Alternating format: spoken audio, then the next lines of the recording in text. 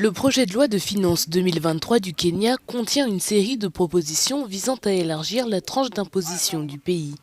L'une des propositions controversées est la soumission des revenus tirés de la monétisation des contenus numériques à une retenue à la source de 15%.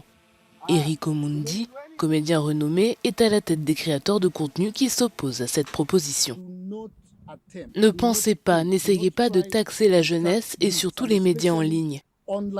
Ne taxez pas les créateurs de contenu parce que vous ne les avez pas créés, vous ne les avez pas soutenus. Vous ne savez pas qui ils sont, vous ne connaissez pas leur lutte, vous ne leur avez jamais parlé, vous ne les avez jamais appelés, vous ne les avez jamais soutenus. Vous voulez les taxer, c'est du vol. Vous ne pouvez pas prendre de l'argent qui ne vous appartient pas. Les créateurs de contenu dénoncent le fait que la taxe proposée est trop élevée pour une économie numérique en pleine croissance, étant donné qu'ils ne reçoivent qu'un soutien minimal de la part du gouvernement pour la création de leur contenu.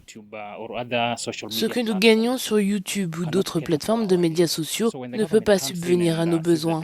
Alors quand le gouvernement vient nous dire qu'il veut taxer 15% de ses revenus, cela signifie qu'il nous laisse sur le carreau.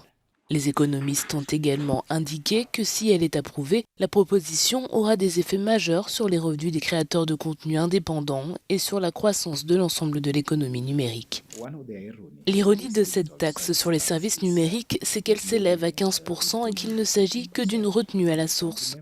La retenue à la source n'est pas définitive et les créateurs de contenu numérique devront donc tenir leur comptabilité à la fin de l'année pour montrer combien ils ont gagné.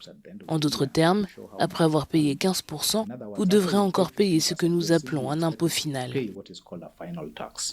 Le projet de loi de finances sera présenté au Parlement ce jeudi et l'attention se portera désormais sur les députés pour savoir s'ils l'adopteront ou le rejetteront.